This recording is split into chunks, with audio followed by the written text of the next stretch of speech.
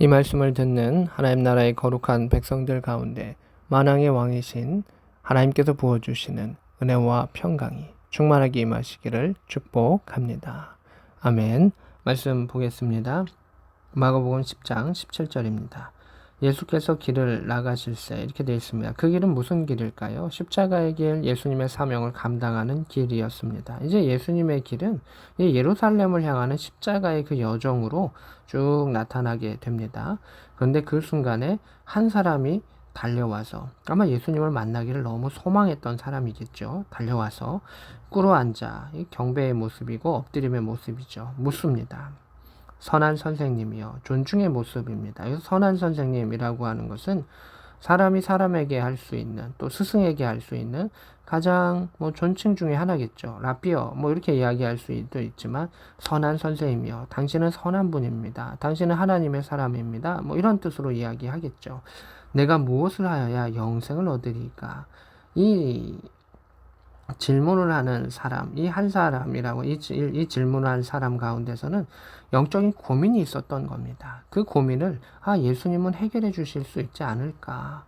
선한 선생님이여, 제발 나에게 가르쳐 주십시오. 내게 영적인 비밀을 가르쳐 주십시오. 라고 이야기를 한 것입니다. 18절에 예수님께서 이야기하십니다.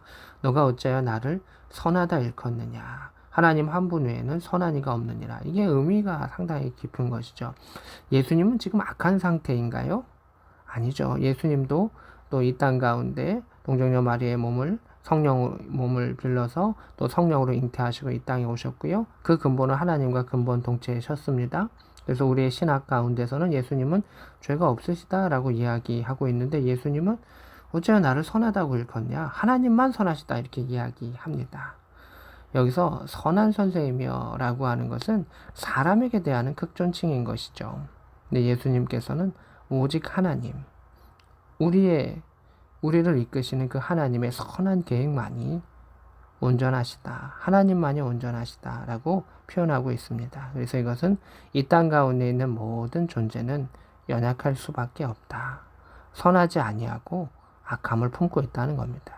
우리는 교회를 향해서, 또 직분자들을 향해서, 때로는 목사를 향해서 늘 선한 것만을 기대합니다. 근데 우리 이 땅에 있으면서 늘 선할 수 없다. 연약할 수밖에 없고 죄 지을 수밖에 없는 존재다라고 하는 것을 예수님이 말씀해 주시는 겁니다. 그 존재를 위해서, 하나님의 선한 계획을 위해서 예수께서 십자가의 길을 걸어 가신 것이죠. 그래서 사람들이 선하지 않다라고 해서 낭망할 것이 아니라, 내가 하나님의 계획 속에 있기 위해서 몸부림치고 주님 앞에 나아가는 것이 중요함을 예수님께서는 그 십자가의 여정 가운데 우리에게 가르쳐 주시는 것을 보게 됩니다.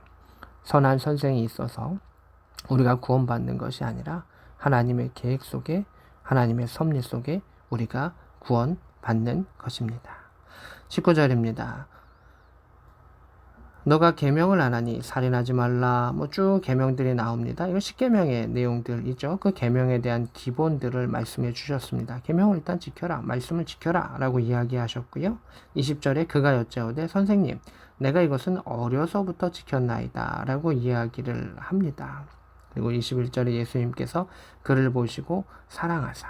마가복음 가운데는 예수님의 감정을 조금 더 잘 표현하고 있습니다. 다른 그러한 복음서보다 예수님께서 어린아이를 금했던 제자들 향해 노하시는 부분도 이 마가복음의 특별한 부분인데, 또 여기서도 그를 보시고 사랑하사, 어떻게 보면 긍휼히 여기시고, 정말 어릴 때부터 그 말씀을 지키고자 몸부림쳤고 영의 비밀을 얻고자 주님 앞에 달려왔었던 그를 사랑의 눈으로 바라보신 겁니다. 이가 물었던 질문이 예수님을 시험코자 했던 질문이 아니라 정말 영생을 얻고자 했었던 그 질문인 것을, 또 그가 어렸을 때부터 그 말씀 지키기를 참 애썼다라고 하는 것을 주님께서 아시기 때문에 사랑의 눈으로 바라보시면서 이야기하십니다. 너에게 아직도 한 가지 부족한 것이 있다. 너가 가지고 있는 것을 다 팔아서 가난한 자들에게 주어라. 그리하면 하늘에서 보화가 너가 있으리라. 그리고 와서 나를 따르라. 이렇게 말씀하셨습니다. 그리고 그 사람은 재물이 많은 거로 이 말씀으로 인하여 슬픈 기색을 띠고 근심하여 갔습니다. 이 청년이 다시 왔을 것인가 모르겠습니다. 근데 다시 왔다는 기록은 있지 아니합니다. 나중에 이 청년의 삶에 대해서는 모르겠습니다. 근데 이 청년이 만약에 이것에 대해서 결단하고 행했다면 그는 아주 높은 자리라면, 높은 자리라는 표현이 좀 그렇긴 하지만 12제자 안에도 들어갈 수 있지 않겠습니까? 이렇게 예수님의 초대를 받은 사람이 별로 없습니다. 넌 날 따르라. 어떤 사람은 주님 내가 따르겠습니다 라고 말해도 아니다. 넌 지금 가정으로 돌아가라. 이렇게 말씀하시는 경우가 많았는데 이 사람 가운데는 주님께서 제자를 부르시듯이 이렇게 하셨습니다. 근데 그는 거기서 결단하지 못했고 행하지 못했습니다. 이 사람은 이제 마태복음에도 나오고 마가복음에도 나오고 누가복음에도 나와 있는데 그것들을 종합해 보면은 이 사람은 나이가 젊습니다. 청년이라고 성경은 기록되어 있습니다. 젊음을 가지고 있습니다. 근데 또 성경은 기록합니다. 이 사람은 부자였다라고 말합니다. 젊은데 부까지도 갖고 있습니다. 아마 부모들에게 받은 것들이 많이 있겠죠. 이 사람의 직업은 무엇이냐면 성경은 관리라고 말하고 있습니다.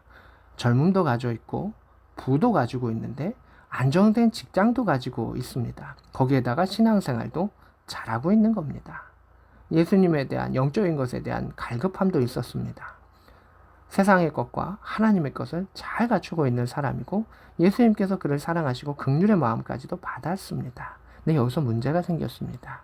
그가 하나님께서 그에게 주셨던 그 은혜의 자락, 이 땅 가운데 주셨던 은혜의 자락이 있었는데 하나는 건강, 젊음입니다. 하나는 안정된 직장이고 평화로움입니다. 또 하나는 부였습니다. 근데 이것이 오히려 그가 하나님께로 달려오는데 오히려 결단하는데 방해가 되었던 것을 보게 됩니다. 주님은 그것을 보셨던 것이죠. 너의 있는 것을 다 팔아서 나를 따르라. 가난한 자들에게 주고 나를 따르라. 이 말씀은 아무나에게 주시지 않습니다. 이 말씀을 이 말씀을 받을 수 있는 믿음이 있는 사람.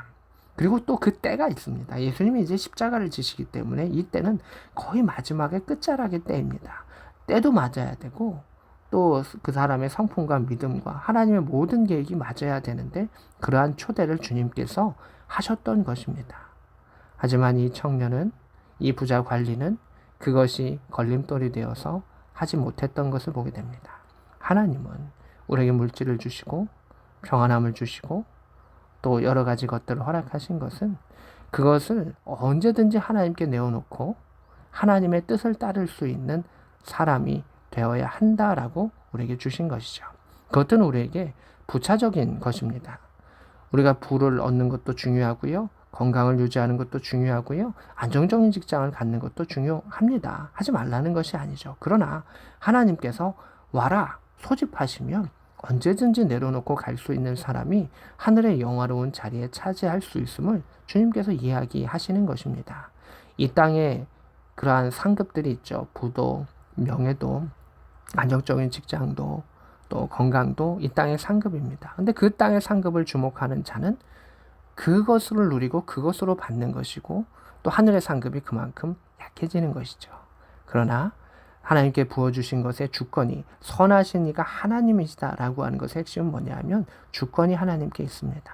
이거 하나님께서 주신 겁니다. 라고 하면서 그것을 내려놓았을 때 그리고 하나님께 내어놓고 주님을 따를 수 있는 자가 하늘의 큰 자요 하늘의 상급이 있는 자임을 주님께서 우리에게 말씀하시는 것을 보게 됩니다.